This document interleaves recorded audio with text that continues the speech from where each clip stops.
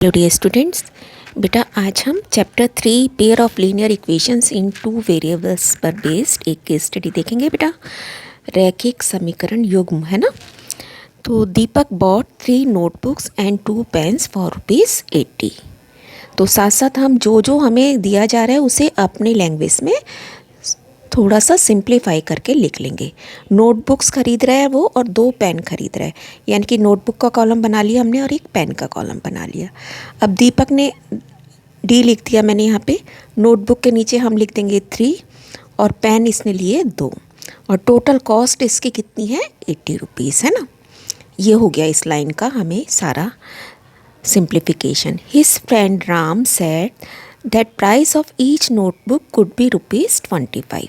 उसका फ्रेंड कहता है राम कि हर नोटबुक का प्राइस ₹25 हो सकता है। तो 3 नोटबुक उसने खरीदी हैं बेटा, तो 25 इंटू 3 कितने हो गए 75 ना। बाकी उसने टोटल दिया 80, इसका मतलब ₹5 में दोनों पेन खरीदे। तो 2 पेन ₹5 के, तो एक पेन कितने का ₹2.5 का। इसका मतलब राम के अकॉर्डिंगली ₹25 की एक नोटबुक है और ₹2.5 का एक पेन है ना। यहाँ तक ये क्लियर हो गया। देखिए यहाँ तक इसने यही बात हमसे बताई है। Another friend Ajay felt that ₹2.5 for 1 pen was too little. अब दूसरा एक फ्रेंड है उसका अजय, वो कहता है ₹2.5 का एक पेन तो बहुत ही कम लग रहा है ना। आप भी कहते हैं ना ऐसे, इट शुड बी एटलीस्ट ₹16, कम से कम ₹16 का एक पेन होना चाहिए।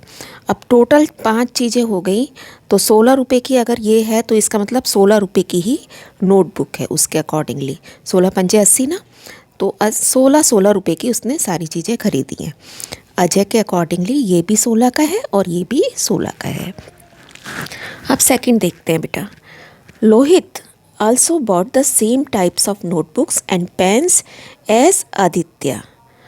यहाँ पे कुछ गड़बड़ लग रही है, आदित्य नहीं है ना, हमें दीपक दिया था यहाँ पे नाम, तो इट शुड बी दीपक। लोहित एक दूसरा बच्चा है, उसने भी उसी तरीके की नोटबुक और पेन खरीदे जैसे दीपक ने खरीदे थे। He paid 110 for 4 notebooks and 3 pens. अब इसने नोटबुक कितनी खरीदी 4 और 3 पेन खरीदे और इसने पेमेंट कितनी की 110। Now later Deepak guess that cost of 1 pen is ₹10। अब जो दीपक है उसने पेन की कॉस्ट का गैस लगाया, अनुमान लगाया कि ये ₹10 की हो सकती है। अभी किसी को भी कुछ नहीं पता, उन्होंने दे दिए, उन्हें ये नहीं पता कि एक नोटबुक कितने की और एक पेन कितने का। तो सब कुछ बेटा गैस कर रहे हैं ये लोग बच्चे, है ना। तो दीपक ने क्या गैस किया कि ₹10 पेन की कॉस्ट है। दीपक के सामने हमने ₹10 कॉस्ट लिख दिया, इसने नोटबुक की कॉस्ट का अनुमान नहीं लगाया है।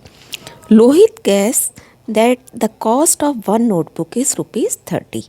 अब लोहित ने भी कुछ अपना दिमाग चलाया, तो वो क्या कहता है कि नोटबुक एक ₹30 की है। अब ये सारा हमें केस स्टडी दी गई है। अब हम क्या करेंगे, अपने अकॉर्डिंगली ये नोटबुक का पेन का कॉस्ट निकालेंगे और फिर देखेंगे कि कौन सही बोल रहा है कौन गलत, है ना। ये आपको भी समझ आ रहा होगा कि इस केस स्टडी में यही पूछा गया होगा। पहला क्वेश्चन है, रैखिक समीकरण युग्म बताइए यदि एक नोटबुक की कीमत ₹X हो और एक पेन की कीमत ₹Y हो। Form the pair of linear equations in 2 variables from the given situation. तो अभी जो हमने इसको सॉर्ट आउट किया उसे फिर से अपने सामने लिख लेते हैं। तो अगर ये ₹X का है एक नोटबुक और ये ₹Y का है, तो पहला इक्वेशन क्या बन जाएगा 3x + 2y = 80। ऐसे ही बनाते हैं ना, 3x + 2y = 80 and the second will be 4x + 3y। देखो कितना आसान हो गया, हमें बार बार केस स्टडी पढ़ने की ज़रूरत नहीं पड़ी बेटा, है ना। आप भी, मैंने आपको हमेशा बताया है कि अपने पास 2-3 कलर पेन ज़रूर रखिए जिससे कि हम कुछ भी चीज़ों को डिफ्रेंशिएट कर सकें आपस में, है ना। तो यहाँ मेरे को पता चल गया कि ये चीज़ें मेरे को इक्वेशंस बना के देंगी। ये तो सारा चीज़ें जो बीच बीच में था ये क्या हो रहा है, सब गैस है ना। पक्का बात कौन सी है, जहाँ हमने ब्लैक से मार्क किया है। तो ये वाली इक्वेशन इसकी सही बनेगी। तो ऑप्शन कौन सा बना, ए। नेक्स्ट है find the cost of one notebook. अब हमने इसके मेथड सीखे भी हैं, तो हमें कोई सा भी एक मेथड लगा के इन इक्वेशंस को सॉल्व करना है। तो इसको सबसे पहले क्या देते हैं, नंबरिंग कर देते हैं 1 और 2। अब यहाँ पे आप देख रहे हो 3 और 4 है, यहाँ 2 और 3 है, कोई भी कोफिशिएंट सेम नहीं है। तो हमें गुणा करने के लिए इसको 3 से करना पड़ेगा पूरी लाइन को, या और इसको 2 से, या इस पूरी लाइन को 4 से और इसको 3 से, अगर हम x को काटना चाहते हैं।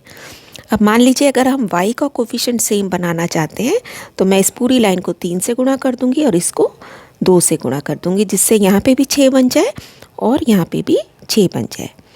Multiply equation 1/3 and equation 2/2। बहुत क्लियरली आपने हर चीज़ मेंशन करनी है बेटा, और अपनी कैलकुलेशन ध्यान से करनी है। अब इस पूरी इक्वेशन को 3 से गुणा करना है, पूरी ही इक्वेशन को, ये नहीं कि खाली इसी हिस्से को करना है। तो हम इसे कैसे लिखेंगे, 3 इंटू ये पूरी इक्वेशन लिख दी, देखो मैंने। ऐसे ही इसके साथ 2 से गुणा करना है। नाउ सॉल्व करेंगे। This is 9x plus 6y equal to 3 into 80 240। ऐसे ही नीचे बन गया 8x plus 6y equal to 110 को 2 से मल्टीप्लाई करेंगे तो वी विल गेट 220। इसको फिर से नंबरिंग कर दी 3 और 4। अब आप देख रहे हैं 6y दोनों सेम हो गए। अब हम इन्हें घटा देंगे, है ना। Equation 3 minus equation 4। Equation word लिखना बहुत ज़रूरी है। हिंदी में अगर आप कर रहे हैं तो समीकरण 3 में से समीकरण 4 घटाया। अब घटाने से क्या होगा, निशान बदल जाएंगे नीचे वाले के। ये भी घटा हो गया, ये जमा था तो ये घटा हो गया, ये भी जमा था तो ये भी घटा हो जाएगा, और ये भी जमा तो ये भी घटा। अब देखो 6y से 6y तो कट जाएगा। 9x में से 8x घटाए तो कितने x बचे, 1x ओनली, और इधर आ गया 20। 240 में से 220 इक्वल टू 20। अब ये x इक्वल टू 20 हम किसी भी एक इक्वेशन में केयरफुली रख देंगे।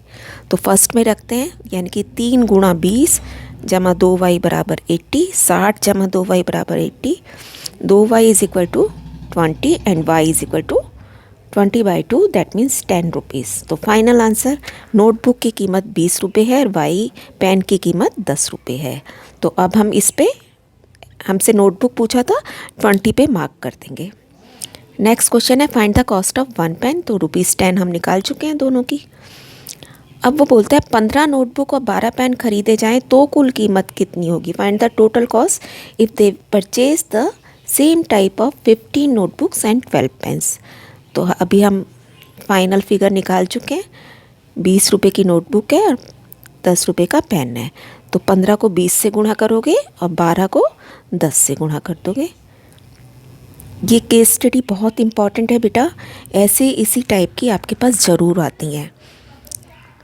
नेक्स्ट है किसका अनुमान सही था। फिर से फिगर अपने सामने रख लेते हैं। देखो हमारा आंसर है कि नोटबुक है 20 रुपये की और पेन है 10 रुपये का। अब आप चेक कर लो किसका आंसर सही है। ये देखो दीपक ने लगाया था ना गैस कि 10 रुपये का पेन होगा, तो दीपक का ही हम आंसर करेक्ट करेंगे।